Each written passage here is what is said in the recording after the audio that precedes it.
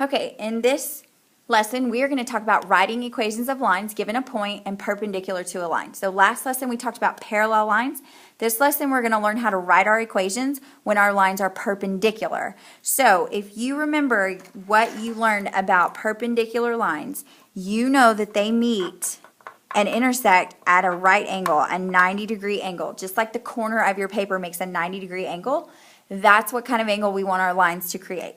But more importantly, we want to know mathematically what makes those lines perpendicular. So that's what we're going to talk about today. So I've got a little memory jogger here for you to use, and we're talking about KFC and not the fried chicken. We're talking about a memory jogger to help us remember what to do with slopes. Just like you know that slopes of parallel lines are the same, they keep the same slope, that's what the K in KFC is going to help us remember, that K has to connect to parallel lines, which means FC is going to help us remember what to do with the slopes of perpendicular lines. And perpendicular lines have opposite reciprocal slopes. So what does that mean? That means reciprocal. It is just a fancy math word for flipped fraction. So the F in KFC is going to help you connect flip the fraction, okay? The opposite, when I say opposite, what I mean is that you have to have a sign change.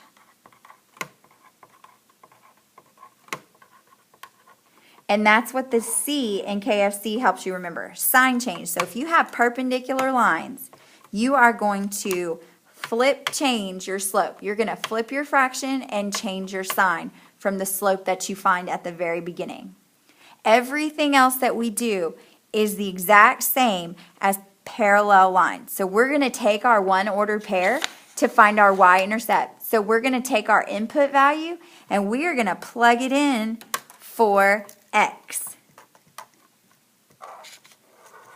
We are going to take our output value and we are going to plug in our output value for y, and we are going to take our slope that we have flipped and sign changed with and plug it in for m, and then we are going to solve for b, just like we did for parallel lines. So let's see what that looks like.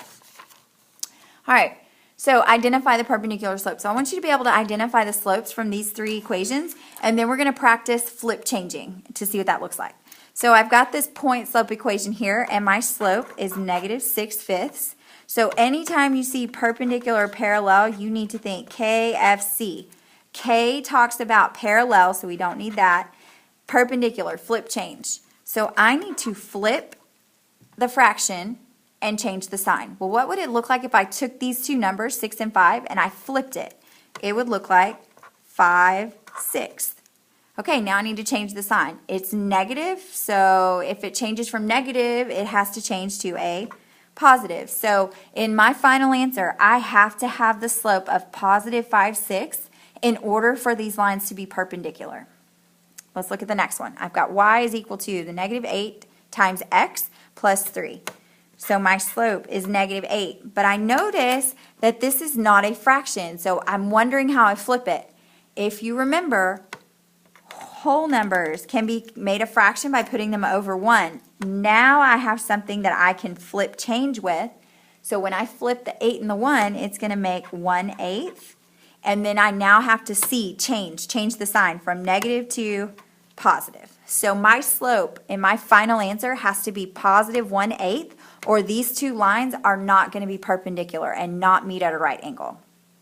All right, let's look at this last one over here.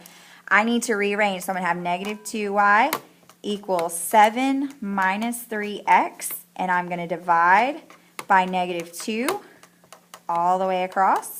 So I'm going to get y equals 7 divided by 2 is not going to divide evenly, and it's not going to simplify, so it's going to stay -7/2.